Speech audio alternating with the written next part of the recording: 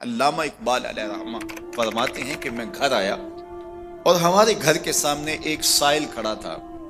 سائل چوں قضائے مبرم ہے، جس طرح قضائے مبرم ہوتی ہے، ٹلتی نہیں ہے، اس طرح وہ ٹلنے والا ہی نہیں تھا. میں نے اس کو لا کہا بابا چلا جا، معاف کر، لیکن وہ ضد کر کے گھر کے دروازے کے اوپر کھڑا تھا. میں لاؤبالی کی عمر تھی تو سکول سے آیا تھا، میرے ہاتھ میں چھوٹی سی چھڑی تھی تو میں نے اس کے کاسے کے اوپر ماری تو وہ کاسا ٹوٹ کے گر گیا اور اس کے اندر جو سارے دن کی ریزگاری جمع کی تھی وہ بھی بکھر گئی.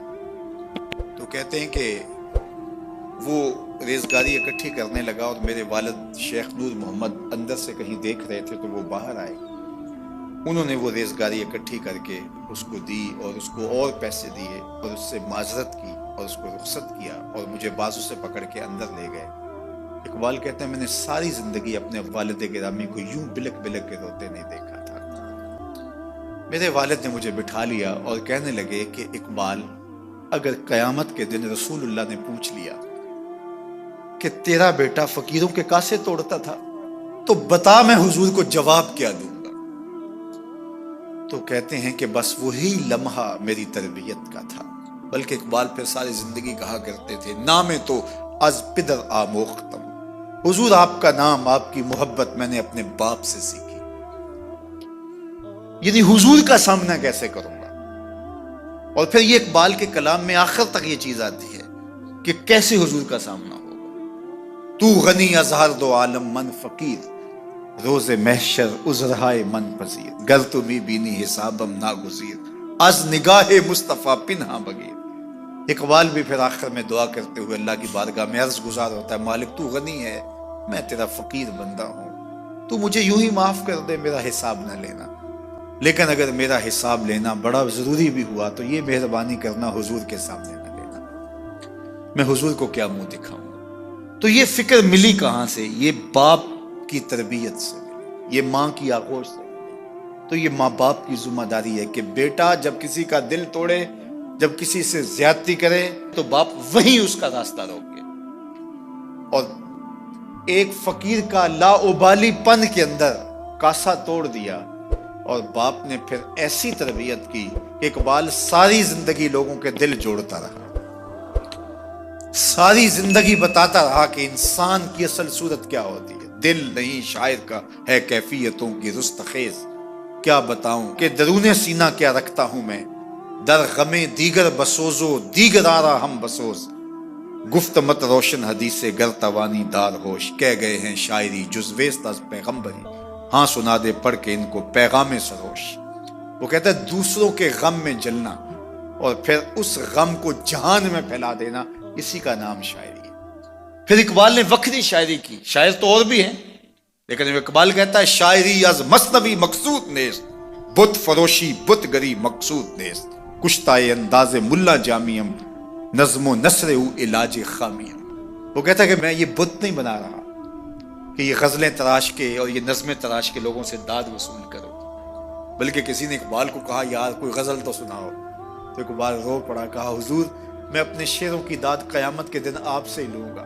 یارا مرا غزل خانے شمردن، یاروں نے تو مجھے غزل خان سمجھ لیا، میرا تو مقصد ہی اور ہے. بلکہ ان شعراء پہ تنقید اقبال نے کی، عشق و مستی کا جنازہ ہے تخیل ان کے اندیشہ تاریخ میں قوموں کے مزار، چشم آدم سے چھپاتے ہیں مقامات بلند، کرتے ہیں روح کو خوابیدہ بدن کو بیدار. ہند کے شاعر و صورت گر و افسانہ نویس، آہ بیچاروں کے اعصاب پہ عورت ہے سوار. ہر وقت لب و رخسار کے تذکرے، ہر وقت نشیلی آنکھوں کی کہانیاں، ہر وقت قد رانا کی باتیں. کہا تم اس خول سے نکل ہی نہیں رہے، تمہاری شاعری صرف ایک عورت کے گرد گھوم رہی ہے جس نے اس کو تخلیق کیا، اس خالق کے جلوے بھی تو دیکھو نا. تو اقبال پھر اقبال بنتا ہے اور اس کو یہ شعور، یہ آگہی، یہ نور ملتا کہاں سے ہے؟ یہ باپ سکھاتا ہے. باپ کے بعد پھر مولوی میر حسن ملتا ہے جو استاد اقبال کو اقبال بنا دیتا ہے. تو یہ ماحول انسان کو سکھاتا ہے. تو میں اور آپ دیکھیں کہ ہم اپنی اولاد کو کیا دے رہے ہیں. تو کبھی بھی اپنی اولاد کو اس کی اجازت نہ دیں کہ وہ کسی کمزور پر ظلم کرے. جب کمزور پر آپ کی اولاد ظلم کرتی ہے، زیادتی کرتی ہے، تو پھر وہ بڑی ہو کر کے ظالم بنے گی، جابر بنے گی۔ لیکن یہ بات ذہن میں رکھیے کہ نذرانے کا جو تصور ہے مشائخ کے ہاں، اس کی بھی ایک حکمت ہے۔ یہ ایک بہت بڑی NGO ہے۔ سارے مریدین نے آ کے اپنی حاجت اپنے پیر سے کہنی ہوتی ہے۔ میری بیٹی جوان ہے، شادی کا انتظام نہیں، حضرت آپ دعا کر دیجیے۔ مرید تو کہہ کے چلا گیا، پیر تڑپتا رہا کہ میں کیسے انتظام کروں اس کا۔ صرف ہاتھ اٹھا کے دعا ہی نہیں کرنا تھا، اس کی دوا بھی کرنی تھی۔ اب دوسرا مرید آیا جو امیر تھا، تو اس نے نذرانہ پیش کیا تو پیر کا دل خوش ہو گیا کہ میرے اس غریب مرید کا کام بن گیا۔ پھر اس کو بلایا اور چپکے سے اس کی عزت نفس کو ملحوظ رکھتے ہوئے اس کے ہاتھ میں دے دیا کہ بیٹا جاؤ اور اپنی بیٹی کی شادی کر۔ یہ ایک بہترین طریقہ کار ہے، غریبوں کو دو اور امیروں سے لو۔ لیکن یہ تو ان سے بھی لے لیتے ہیں جن کے گھر میں جو ہے وہ نان شبینہ بھی میسر نہیں ہے۔ کبھی آپ نے دیکھا ہے کوا بعض اوقات بچوں کے ہاتھ سے روٹی چھین کے لے جاتا ہے؟ تو یہ اس کوے کی طرح ہوتے ہیں کہ غریبوں سے بھی نذرانہ لے لیتے ہیں، جبکہ ان کے پھٹے ہوئے کپڑے اور ان کی حالت بتا رہی ہوتی ہے کہ یہ مزدور بیچارہ پتہ نہیں آج ان کے گھر میں چولہا بھی جلا ہے یا کہ نہیں۔ علامہ اقبال کا معروف واقعہ ہے کہ وہ بیٹھے تھے میکلوڈ روڈ والے مکان میں، تو ایک صاحب آئے ان کے پاس جو بہت بڑے پیر تھے اس زمانے کے۔ تو ان کا ایک مرید لاہور کے دوسرے کونے میں رہتا تھا، تو اسے پتہ چلا کہ میرے پیر صاحب علامہ اقبال علیہ رحمہ کے مہمان بنے ہیں، تو وہ ملنے کے شوق میں آیا اور اس نے کہا کہ حضرت بیٹی جوان ہے اور جن کے ہاں رشتہ طے کیا ہے وہ شادی کا کہہ رہے ہیں، اور میں پہلے ہی 100 روپے کا مقروض، اس زمانے میں 100 روپیہ بھی بڑا ہوتا تھا، اور مزید شادی بھی کرنی ہے، کوئی دعا کیجئے، اور اپنا دکھڑا سنایا۔ پیر صاحب نے ہاتھ اٹھائے، دعا کی اور اس کو کہا بیٹا آپ کو اجازت ہے۔ اس نے جیب میں ہاتھ ڈالا اور ایک 10 روپے کا نوٹ نکالا اور پیر صاحب کو نظر پیش کی۔ انہوں نے چپکے سے لے کے جیب میں ڈال دیا۔ اقبال کی بے ساختہ ہنسی نکل گئی۔ خیر مرید صاحب سامنے تھے تو پیر صاحب نے اس وقت تو کوئی بات نہ کی۔ جب مرید صاحب تشریف لے گئے تو اقبال سے پوچھنے لگے پیر صاحب آپ کیوں ہنسے تھے؟ کہا حضرت میں آپ کی دعا کی قبولیت پہ ہنسا تھا۔ تو آپ کو کیسے پتہ چل گیا میری دعا قبول ہو گئی؟ کہا حضرت جب آپ نے دعا نہیں کی تھی وہ 100 روپے کا مقروض تھا، جب آپ نے دعا کر دی 110 کا مقروض ہو گیا۔ اب اس کو تو دینا چاہیے تھا لیکن آپ نے اس سے بھی لے لیا۔ تو اس پر اقبال نے کہا تھا ہم کو تو میسر نہیں مٹی کا دیا بھی، ہم کو تو میسر نہیں مٹی کا دیا بھی، گھر پیر کا بجلی کے چراغوں سے ہے روشن۔ کم بیش دلہ جو کہہ سکتے تھے رخصت ہوئے، رہ گئے قبروں پہ مجاور اور گور کن۔ میراث میں آئی ہے مسند ارشاد ان کو، زاغوں کے تصرف میں عقابوں کا نشیمن۔ نذرانہ نہیں سود ہے پیران حرم کا، نذرانہ نہیں سود ہے پیران حرم کا، ہر خرقہ سالوس کے اندر ہے مہاجن۔ شہری ہو دیہاتی ہو مسلمان ہے سادہ، بتوں کی طرح پجتے ہیں کعبے کے برہمن۔ تو اس کی تو مدد کرنی چاہیے تھی۔ وہ دکھڑا سنانے آیا ہے، بیٹی گھر کی دہلیز پہ بیٹھی ہے، یہ تو اس سے پوچھو جس کی بیٹیاں جوان ہیں اور ان کو رخصت کرنے کے لیے باپ مجبور ہے، کس طرح اس کی راتوں کی نیند اڑ جاتی ہے اور کس طرح دن کا قرار لٹ جاتا ہے۔ لیکن اس سے بھی 10 روپے وصول کر لیتے ہیں۔ تو آج میں اور آپ دیکھیں کہ ہر ایسا شخص نہیں ہوتا جس سے نذرانہ لیا جائے، کچھ ایسے ہوتے ہیں جن کو نذرانہ دیا جائے۔ پیر ایک ذریعہ بن جاتا ہے، غریب اور امیر کے درمیان ایک پل بن جاتا ہے۔ تو نذرانے کا تصور تو ہے طریقت کے اندر، لیکن اس کا یہ مطلب نہیں ہے کہ نذرانے سے پیر کے کتے بھی عیش کریں اور غریب مرید جو ہیں وہ نان شبینہ کو ترسیں، اور پیر ان نذرانوں سے بٹیرے لڑائے اور شادیاں کرے، اور مرید جو ہے وہ بیچارہ نان شبینہ کے لیے ترس ترس کے زندگی گزارے اور بلک بلک کے موت کی آغوش میں اتر جائے۔ اس لیے نذرانے کے تصور کا انکار نہیں، لیکن اس کا مصرف کیا ہونا چاہیے یہ پیر کی ذمہ داریاں ہیں۔ علامہ اقبال نے ایک بات لکھی ہے۔ اقبال کہتے ہیں جب میں لندن میں وکالت کرتا تھا تو ایک خاتون تھی، لیڈی بارنس اس کا نام تھا۔ چھوٹے موٹے مقدمات لے کے وہ میرے پاس آتی تھی۔ بی بی ایک ہوٹل چلایا کرتی تھی، اس کا خامند جو تھا وہ فوج میں ملازم تھا۔ اقبال نے خود لکھا ہے، اقبال فرماتے ہیں کہ ایک دن وہ خاتون پھر کسی کیس کے سلسلے میں میرے پاس آئی، تو جب وہ آئی تو اس نے نقاب اوڑھا ہوا تھا، برقع کیا ہوا تھا، تو چونکہ اس نے نقاب اوڑھا تھا مسلمانوں کی نشانی تھی۔ نقاب اوڑھنا کن کی نشانی ہے؟ اللہ آپ کو خوش رکھے۔ تو کہتے ہیں وہ نشانی چونکہ اہل اسلام کی تھی تو مجھے تجسس ہوا۔ میں نے کہا لیڈی خیریت ہے؟ میم صاحبہ یہ برقع پہنا ہوا ہے؟ تو کہنے لگی ہنس کے، اقبال مجھے پکا یقین تھا کہ آپ ضرور پوچھیں گے۔ تو میں نے کہا اچھا تو یہ برقع؟ تو کہنے لگی الحمدللہ میں مسلمان ہو گئی۔ تو میں نے فوراً کہا کہ آپ کا شوہر تو فوج میں ملازم ہے، فوجی کے لیے بدلنا اور پھر ملکی قانون اور یہ چیزیں۔ تو کہنے لگی اس نے مجھے کیا کہنا تھا، وہ خود کلمہ پڑھ گیا۔ تو کہتے ہیں میں اور متجسس ہوا، وہ کیس کی بات کرتی تو میرا تجسس بڑھ گیا۔ میں نے کہا تو کیس چھوڑ یہ بتا کلمہ کیسے پڑھا؟ تو کہنے لگی اقبال اصل بات یہ ہے کہ میں نا بے اولاد تھی، خامد بھی بڑے اچھے پیسے کماتا، میں خود بھی ہوٹل چلاتی، پر ڈپریشن اور ٹینشن اور بلا وجہ کی پریشانیاں جان نہیں چھوڑ۔ یہ ٹینشن اور ڈپریشن کا نا مجھے عربی ترجمہ کوئی نہیں ملا۔ یہ ڈپریشن اور ٹینشن کا نا میں نے تلاش کیا ہے، لیکن مجھے عربی لغت کے اندر ان کے معنی مجھے لگتا ہے کہ اس زمانے میں یہ چیزیں تھی ہی نہیں، ہوتی تو ان کا کوئی نام بھی، یہ آج ہے نا تو اس لیے آج کے زمانے میں ہی نام ہے مفت کا، مفت کی پریشانی۔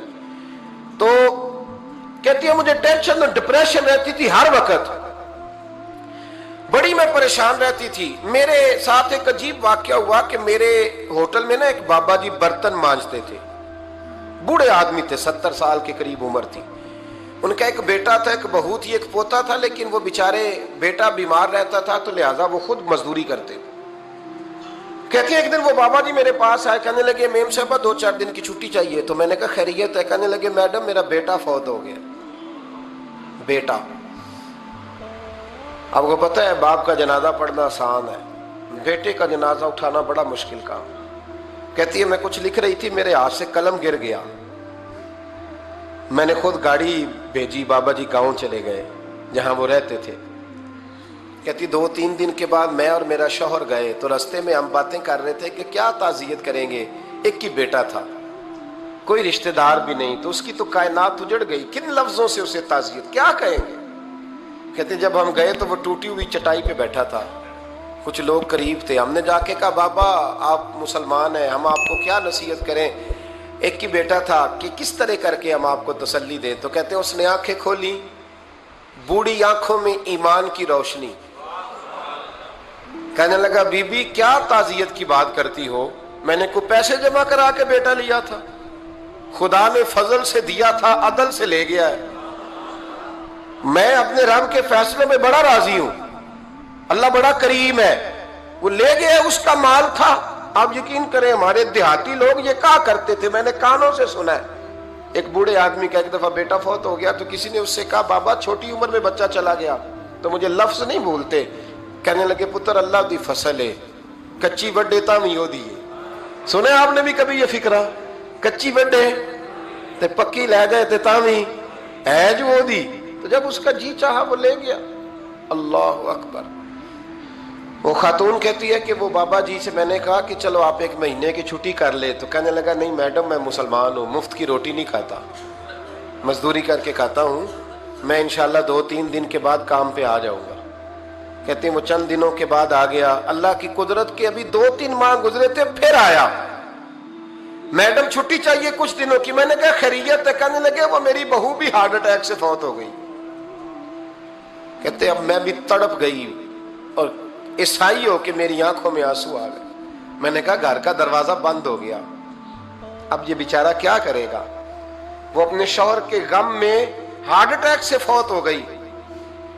کہتے ہم پھر 2-3 دن کے بعد تعزیت کے لیے گئے، پھر ٹوٹی ہوئی چٹائی، بوڑھا نہ اپنی انگلیوں سے زمین پر کچھ بنا رہا ہے۔ کہتی قریب گئی اور میں نے جا کے کہا بابا اب تو تسلی آپ نے خود ہی کرنی ہے، جو نظام تھا وہ تو ہو گیا۔ تو کہتے ہیں پھر اس نے آنکھیں کھولی، آسمان کی طرف دیکھا تو کہنے لگا بیٹی کوئی پریشانی نہیں، میرا بیٹا بغیر شادی کے بھی تو فوت ہو ہی سکتا تھا نا، بس میرے مالک نے جب چاہا جیسے چاہ ہوا، میں انشاءاللہ 2-4 دن کے بعد کام پہ آؤں گا، یہ میرا 3-4-5 سال کا پوتا ہے، अभी स्कूल दाखिल हुआ है, मैं साथ ले आऊंगा, वहां मेरे साथ ऊपर क्वार्टर में जहां मैं रहता हूं ये भी रहेगा। कहती है मैं सख्ते में आ गई उसकी कैफियत देख के। वो पोते को साथ ले आया। कभी कभी मैं देखती छत पे खड़े होके कि दादा घोड़ा बना हुआ है और पोता सवारी कर रहा है। वो सवेरे उठता, उसको स्कूल छोड़ के आता, शाम को लेके आता, प्यार करता, मोहब्बत करता। तीसरी मंजिल पर हमने क्वार्टर दिया हुआ था, वहां दादा पोता रहते। अल्लाह तू बड़ा बेनियाज है। कहती है इकबाल, एक दिन ना पोता ऊपर वाली मंजिल पे खेल रहा था, उसका पैर फिसला, वो गर्दन के बल जमीन पे गिरा। मुझे खबर हुई तो मैं दौड़ी, एम्बुलेंस मंगाई। खून से लिथड़े हुए उस बच्चे को दादे ने अपनी गोद में रखा। और जब हम हस्पताल की तरफ गए तो हॉस्पिटल बाद में आया, जनाबे इजराइल पहले आ गए और कहते हैं वो गोद में दम तोड़ गया। फिर दादे ने उसे अपने हाथों से गुस्ल दिया, फिर उसने अपने बूढ़े हाथों से कब्र खोदी और फिर मिट्टी डाल के कहने लगा इन्ना लिल्लाहि व इन्ना इलैहि राजिऊन। जे सोना ही मेरे दुख विच राजी, जे सोना ही मेरे दुख विच राजी। फिर सुख नू चुल्ले डावा। कहती वो मिट्टी डाली उसने और जब वो वापस पलटा तो मैं बाजू से थाम के होटल करीब लाई और मैंने उसके करीब कहा कि बाबा तू टूट गया है, तू बिखर गया है। मुझे महसूस होता है कि अब ना तेरी रातें और तेरी सुबहें और तेरी शामें गमों में गुजरेंगी। तो कहते हैं यूं उसने हाथ रखे और यूं आंसू छटक दिए।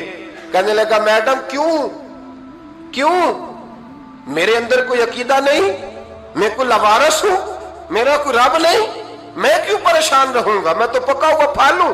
थोड़े दिन गुजरेंगे, कब्र में जाऊंगा और जब जन्नत में जाऊंगा तो अल्लाह मेरी बेटे से भी मुलाकात कराएगा, मेरे पोते से भी मुलाकात कराएगा, मेरा रब सारी मुलाकातें करा देगा। मैं अपने अल्लाह की रजा पे बड़ा राजी हूं। वो खातून कहती है मेरा और मेरे शौहर का कलेजा फटने लगा। मैंने कहा बाबा ये जज्बा कहां से मिलता है, ये सुकून कहां से आता है, ये कैफियत कैसे मिलती है। मुझे कहने लगा तूने लेनी है। मैंने कहा तो कहने लगा तू भी गुंबद खजरा वाले नबी का कलमा पढ़ जा, तू भी रसूलुल्लाह का कलमा पढ़ जा।